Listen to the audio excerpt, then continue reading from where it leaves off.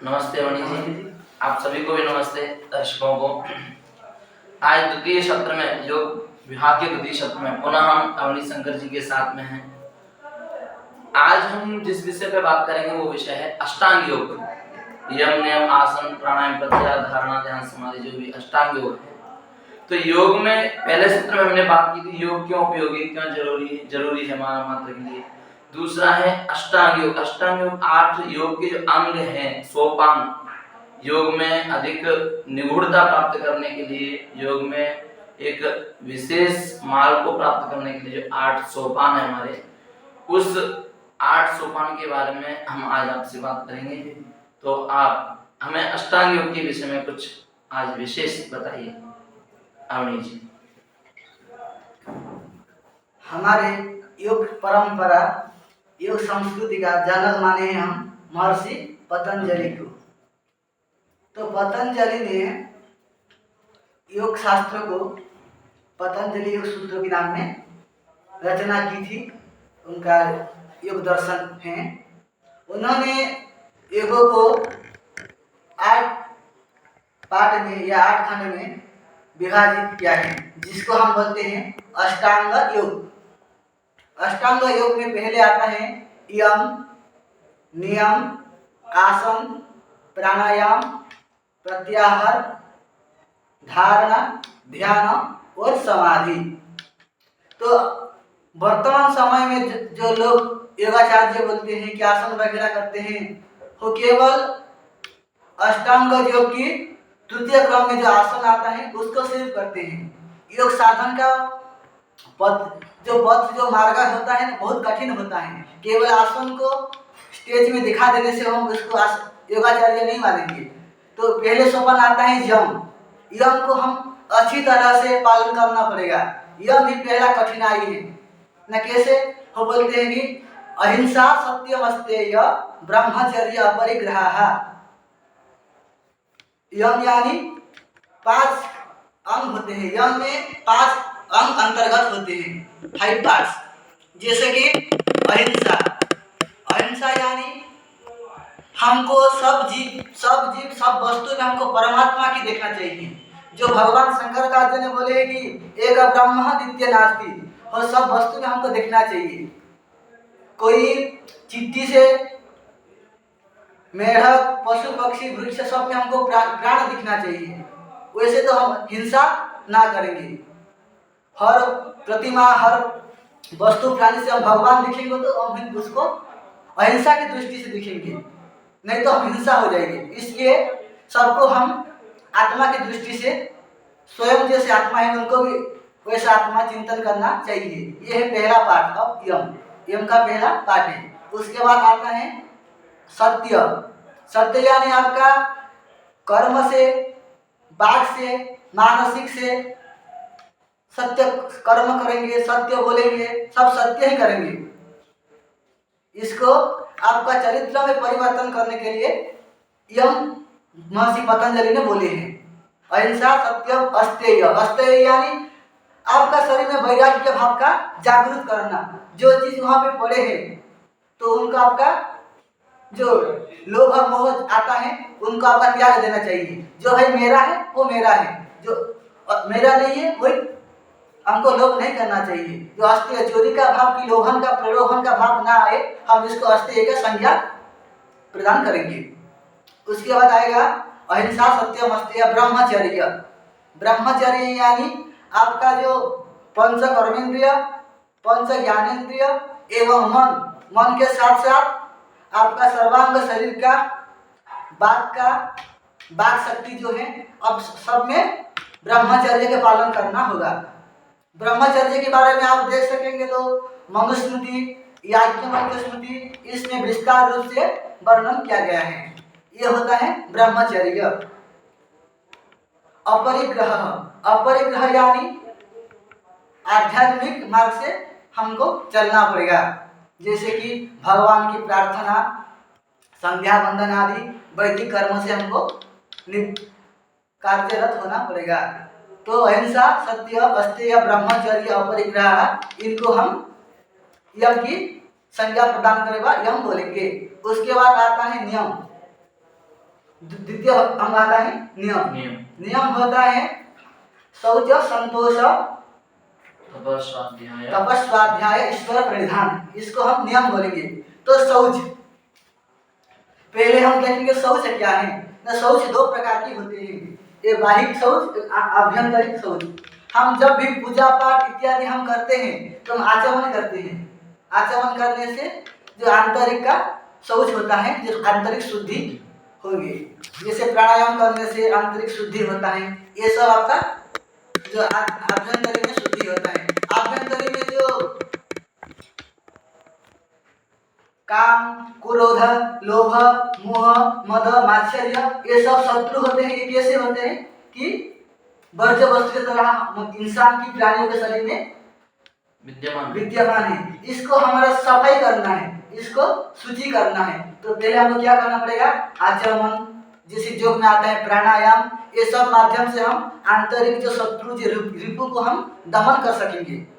उसके बाद आएगा बाह्य शुद्धि।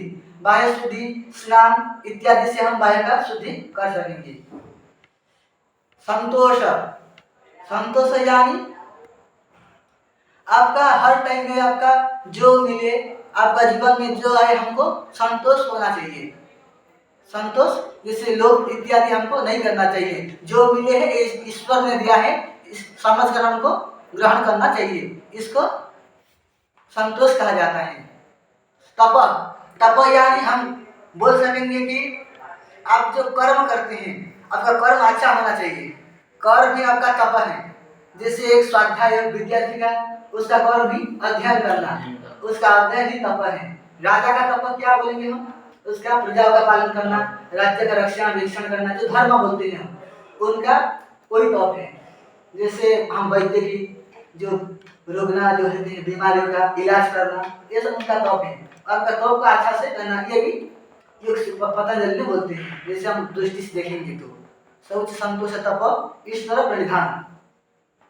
स्वाध्याय, स्वाध्याय, स्वाध्याय बोलते हैं आपका जो धार्मिक ग्रंथ है उनके साथ साथ हमको जड़ित रहना चाहिए, अध्ययन अध्यापन को करना चाहिए। क्योंकि हमारा वेदों शास्त्रों में ही अमूल्य चीज सब छुपे हैं। जैसे कि हमारा एक बात रखना चाहूँगा आपके सामने, हमारा जो भारत में ब्रिटिश आ गए हैं, उनके जब आ गए हैं उनके बाद हमारा जो शास्त्र का जो रस है उन्होंने ले गए हैं। क्योंकि हम बोल सकेंगे कि हमारे स्वाध्याय की दुर्बलता से हमारा जो शास्त्र में ऐसे ऐसे चीज का वर्णन हुआ है जी, उनको हम जान नहीं सके उस टाइम।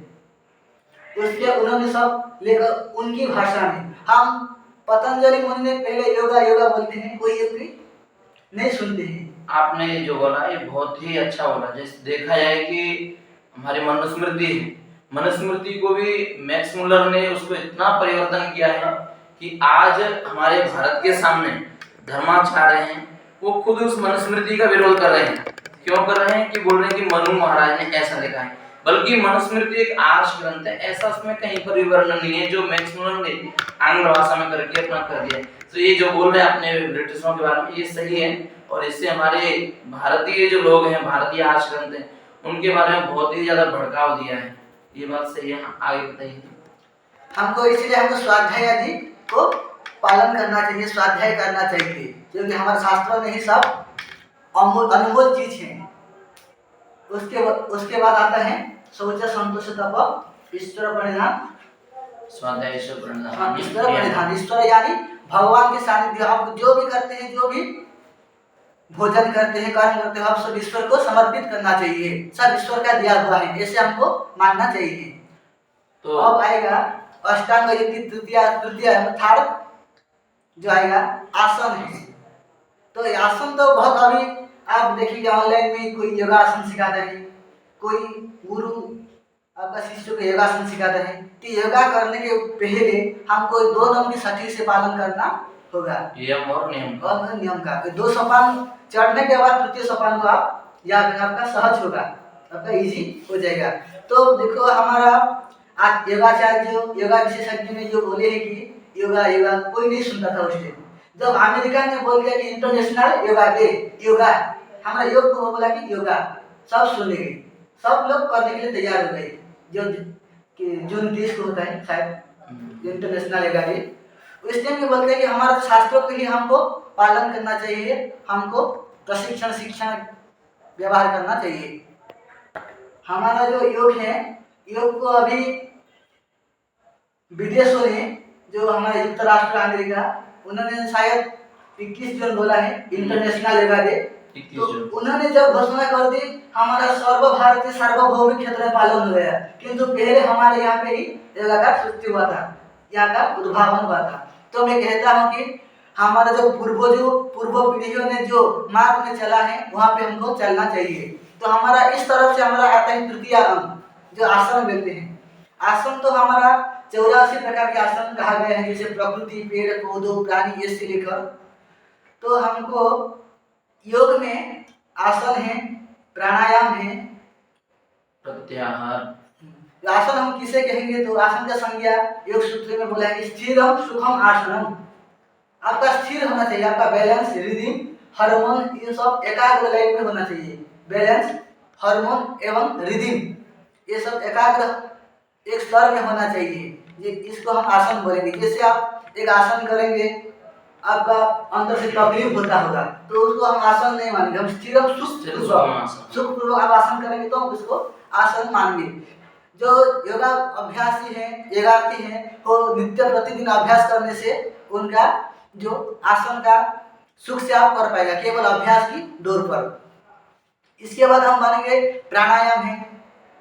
प्राणायाम भी आपका जो डायबिटीज, अब जो जमाना आ गया, रासायनिक पदार्थ जो खाद्यों में पड़ता है, उनके बाद हम खाने से हमारा अभी नया नया रोग का उद्भावन होता है, जैसे डायबिटीज, ब्लड कैंसर इत्यादि। अभी जो कोरोना भी आ गया था, बहुत ऐसे बीमारी आते हैं, क्योंकि हम नहीं, ये जनरेशन का सोच है, ये जो पीढ़ियाँ आया है, इस पीढ़िया का जो वायु प्रदूषण इत्यादि इत्यादि होता है, इससे हमारा नया नया रोग सृष्टि होता है। तो इसको हम शरीर को बचाने से हमारा जो एंटीबॉडी, रोगों का प्रतिरोधक शक्ति हमको बढ़ाने के लिए हमको योग प्राणायाम नित्य करना चाहिए। जैसे हम सूर्य नमस्कार आता है, सूर्य नमस्कार वो 12 सोपान होता है, उसके करने से आपका शरीर का आपका पूरा अंग एक्टिविटीज हो जाता है, पूरा अंग आपका प्रभाव पड़ते हैं। सूर्य नमस्कार आपको रोज 12 बार करना चाहिए। जो पहले नया नया करते हैं तो 1 बार 2 बार करना चाहिए, किंतु उसका नियम है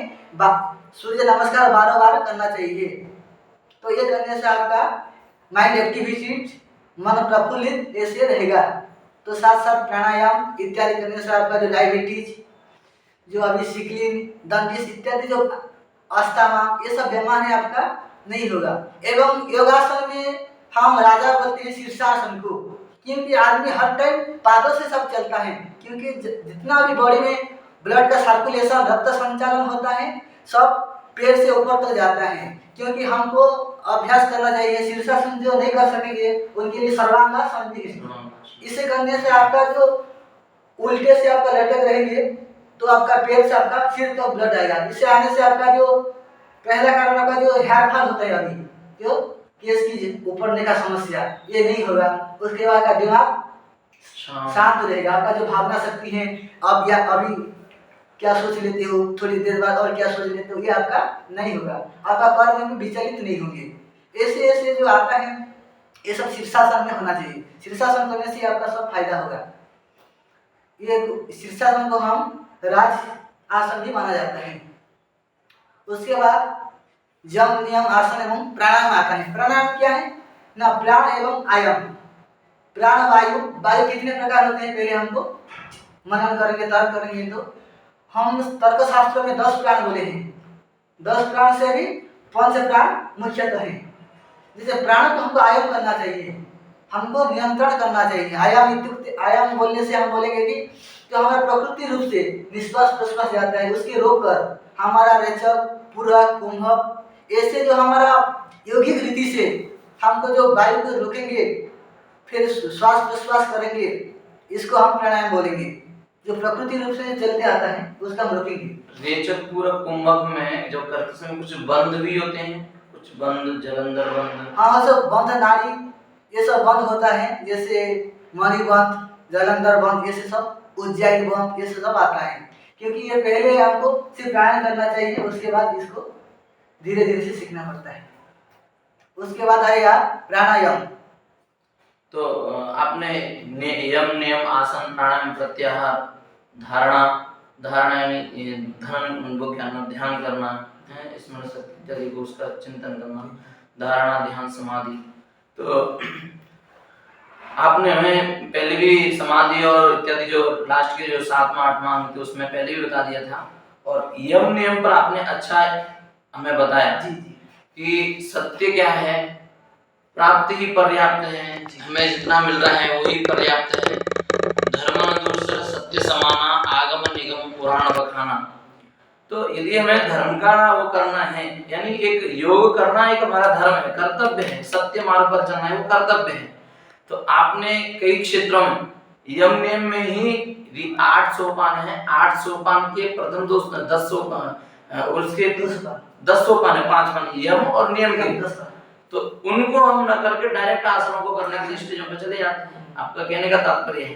तो आपने अष्टांग योग के बारे में योग में प्रवृत्त होने के लिए 8 सोपान है, उस 8 सोपान को चढ़ने से पहले हमें नियम यम और नियम यानी यम के 5 सोपान और नियम के भी 5 सोपान, तो उनको हमें अपने अंदर क्या है, सत्य अहिंसा सत्य ब्रह्मचर्य परिग्रह शौच संतोष तप स्वाध्याय ईश्वर प्रणधान इत्यादि 10 सोपान है, इनको पहले हमें अपने आत्म संयम में करना होगा, उसके बाद हम योग में ख्याति प्राप्त कर सकते हैं। तो आपने बताया अवनीश शंकर जी कि जो अष्टांग योग है, अष्टांग योग से हम न केवल अपने शरीर को, न केवल हम अपने स्तर जो हमारे जो वो है चित्त की वो है योगस् चित्त वृत्ति निरोधः, केवल इसी के लिए ही हम योग को नहीं एक अपना साधन बना रहे हैं, बल्कि मानव मात्र यदि शुद्ध होता है, जैसा कि आपने बताया मानव मात्र यदि शुद्ध होता है तो हम उससे अपनी संस्कृति को, जो हमारे हिरण्यगर्भ इत्यादि जो योग के प्रणेता हैं उन्होंने इस संस्कृति को दिया है, योग को दिया है, हम उसका योग का विदेशों में आजकल बहुत प्रचार है, योग का विदेशों में होने के कारण हमारे भारत में प्रचार हुआ है, ये भी बताएं।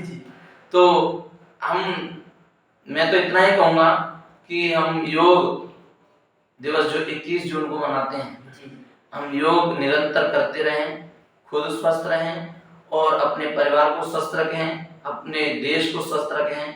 आपने अष्टांग योग के ऊपर हमें बहुत ही अच्छा बताया। इतना कह करके मैं आपका हृदयपूर्वक धन्यवाद प्रकट करता हूँ और आप सभी का धन्यवाद।